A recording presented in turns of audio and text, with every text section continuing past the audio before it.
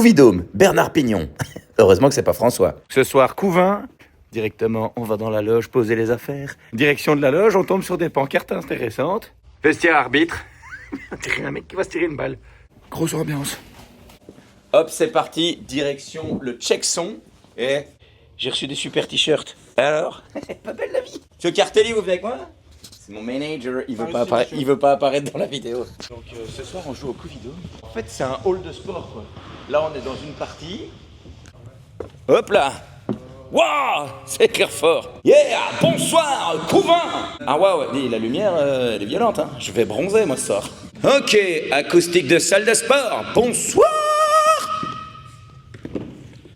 On a combien de personnes ce soir? 400. Allez. Et est-ce que tu serais mettre, genre, 2 places réservées? Oui. Parce qu'il y a le papa de mon amoureuse qui est là ce soir. Ok, premier rang? Non, pas au premier rang. Dis ça va me faire stresser encore plus.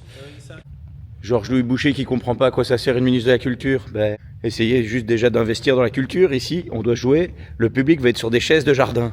Et puis là, le gradin, pour ceux qui vont être assis ici, on s'excuse d'avance. Je pense honnêtement qu'ici, là, ça va faire mal au cul. Après, moi, ça va. J'ai pas des petites fesses et ça rentre juste bien. Mais je pensais pas dire cette phrase-là un jour, mais...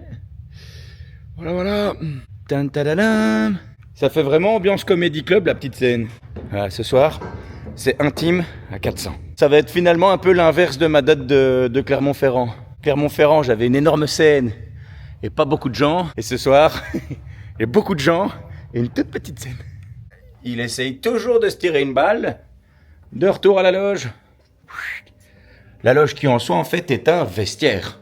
Je cache mes lèvres parce que parfois dans les vidéos, je vois en commentaire « T'as mis du rouge à lèvres ?» Je sais pas comment on règle la luminosité, ok? Hey, salut! Mais donc, j'avais envie de parler d'un truc. Certains commentaires. Alors oui, je sais, on m'a déjà dit de ne pas y prêter attention et tout, mais je reste un être humain, donc il y a des fois... Et là, en fait, il y a un gars, il a découvert ma chaîne sur YouTube. De toute évidence, il a pas kiffé. Et il s'est dit, je vais lui faire savoir. Il est venu mettre des commentaires en plein milieu de la nuit. Parce que moi, j'ai reçu les notifications par email. Vous avez reçu un nouveau commentaire sur YouTube. J'étais à 5h du mat. Waouh! Je l'ai inspiré, mais pas beaucoup. Par exemple, il a commenté le vlog de ma tournée à Braine-l'Alleud. Il a mis nul. Ensuite, vlog de la tournée à Tournai. Nul. C'est peut-être pas très constructif, mais au moins, c'est constant. Nul. Le vlog de la tournée. Oui, apparemment, il a regardé toutes les vidéos. Il n'aime pas, mais il regarde tout. Donc là, le vlog de la tournée à Paris, pitoyable et pas drôle. Et comme quoi, il sait écrire plus de mots que prévu. Et ça, c'est beau. Moi, ça, j'aime bien. Alors là, sur une de mes dernières vidéos, là, il a tout donné. Lamentable. Et ça se croit drôle. Imbécile de... Genre, tu crois que j'allais pas le deviner, le mot M, 3 petits points. Miel. Imbécile de miel. Non, je vois pas ce que ça pourrait être d'autre. Imbécile de moule. Imbécile de... Bon, ça a été plus fort que moi. J'ai répondu. Je regarde la photo de profil du gars et je vois c'est le drapeau belge avec le lion flamand. Donc moi j'ai juste répondu « Oh, un flamand !» avec un smiley cœur. Voilà, c'est gentil, c'est mignon. Lui il m'a répondu « Non, un bruxellois !» Encore une occasion manquée de vous abstenir de dire des bêtises. Vous êtes vraiment lamentable. Le mec est tendu. Hein. Vous allez comprendre pourquoi j'ai répondu. Donc j'ai dit, je me suis basé sur votre drapeau. Moi, t'as un drapeau avec le lion flamand.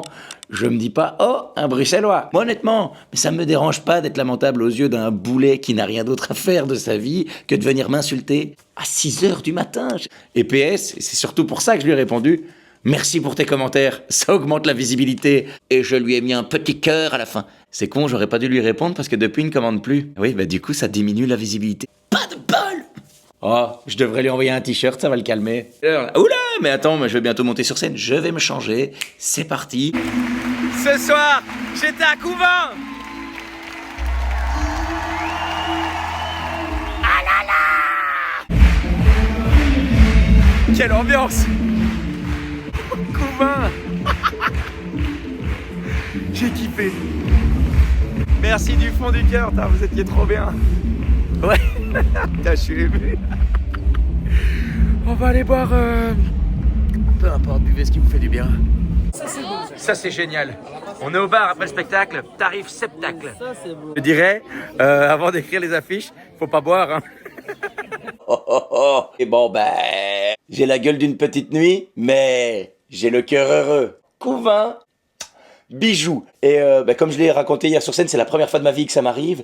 Hier, une demi-heure avant le début du spectacle, je me sens un peu mou. Et donc moi je me dis, bon, je fais jamais ça, mais là, je vais boire un Red Bull. Oh putain, l'erreur. L'erreur de dingue. Moi je sais pas, je monte sur scène et au bout de 20 minutes, je commence à sentir des palpitations.